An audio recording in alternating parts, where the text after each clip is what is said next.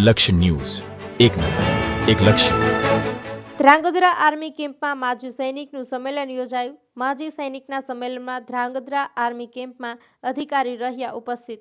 1962, 1965 અને 1971 તેમજ કારગિલના યુદ્ધ વખતે ફરજ બજાવતા સૈનિકોએ તે વખતની પરિસ્થિતિ અને તે વખતે આર્મીના કારગિલ વિશેની વાતો તાજી કરી. દરેક પરિસ્થિતિનો સામનો કરવા સેના બધી રીતે સક્ષમ છે.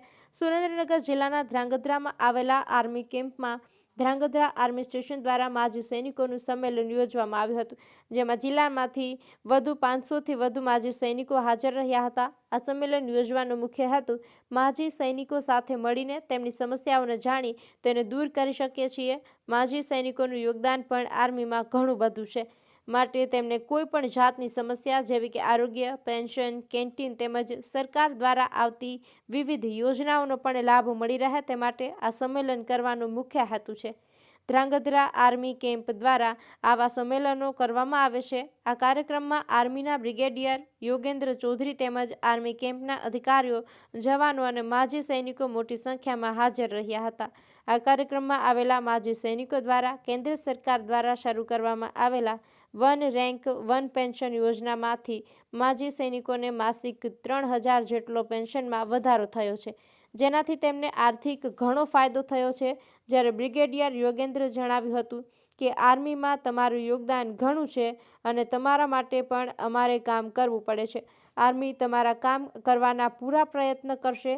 સાથે વધુમાં જણાવ્યું કે દેશની અંદર આર્મી કાર્ય કરી રહી છે. ખાસ કરીને દેશની અંદર પૂરની પરિસ્થિતિ હોય તે માટે આર્મીને ફરજ વધુ બની જાય છે. સાથે દેશની રક્ષા કરવાની આપણી ફરજ છે.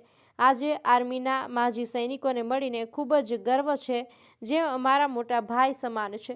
આર્મીના અધિકારી દ્વારા જણાવવામાં આવ્યું કે દેશની અંદર આતંકવાદ દૂર કરવા માટે સેના સક્ષમ છે અને દેશની અંદર જ્યારે આતંકવાદી હુમલા થાય છે ત્યારે આર્મી દ્વારા તેઓને જવાબ આપવામાં આવે છે. અક્ષરધામમાં થયેલા હુમલા કે પછી મુંબઈમાં થયેલો હુમલો, પુલવામા થયેલો હુમલો અને જમ્મુ કાશ્મીરમાં થયેલા હુમલામાં આતંકવાદ નષ્ટ કરવા માટે સેના દ્વારા કડક કાર્યવાહી કરવામાં આવી હતી. ઓપરેશન સિંદૂર કરી પાકિસ્તાનને જવાબ આપવામાં આવ્યો હતો.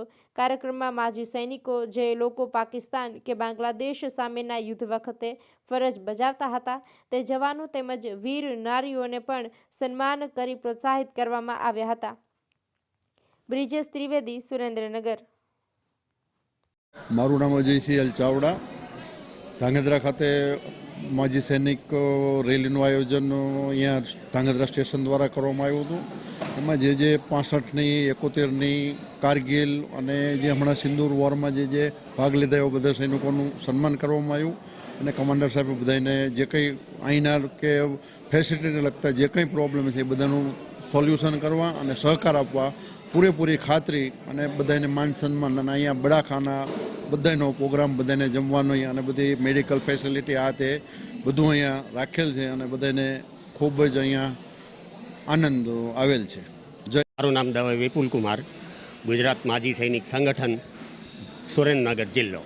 આજરોજ ધ્રાંગધ્રા બ્રિગેડ કેમ્પ ખાતે આયોજન કરવામાં આવ્યું હતું કે માજી સૈનિકોને એકઠા થાય અને એની એક સુંદર રેલીનું આયોજન કર્યું, જેની અંદર તમામ ભૂતપૂર્વ સૈનિકોને માહિતી આપવામાં આવી કે 7મું પગાર પંચ કઈ રીતે અમલમાં આવ્યું અને હવે 8મા પગાર પંચનો લાભ કઈ રીતે અને કેટલા ટકા કોને મળી શકે એમ છે. ત્યારબાદ ECHSની ફેસિલિટી છે તેનું માર્ગદર્શન તમામ જવાનોને મળી રહે, નિવૃત્ત જવાનોને અને એમના ફેમિલીઝને એ અંગે માર્ગદર્શન પૂરું પાડવામાં આવ્યું છે. અને એટલું સુંદર આયોજન કરવામાં આવ્યું હતું કે આ પેચીદા કેસો જે હોય એની અંગેની તમામ ઝીણવટભરી માહિતી આપવામાં આવી. 1971, 1962 વગેરે લડાઈના જે ભૂતપૂર્વ સૈનિકો અહીંયા હાજર રહ્યા છે એ તમામને સન્માન કરવામાં આવ્યું.